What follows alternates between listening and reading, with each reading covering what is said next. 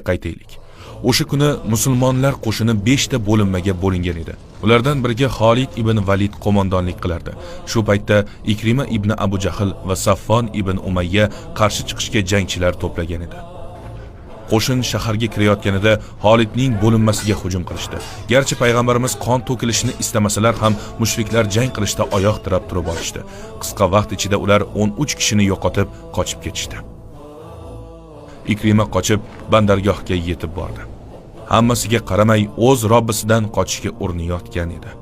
Habashistonga ketish uchun kemaga o'tirdi. Hammasini ortda qoldirmoqchi edi, lekin Robbisi uni tashlab qo'ymadi.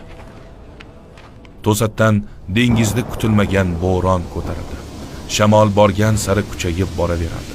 Kema qattiq chayqalib silkina boshladi. Kema hozir cho'kib ketadi deb qo'rqishardi. O'sha lahzada kema kapitani bortdagi odamlarga qarab dedi: "Samimiy bo'linglar, sodiq bo'linglar. Bizni bu bo'rondan faqat Alloh qutqara oladi."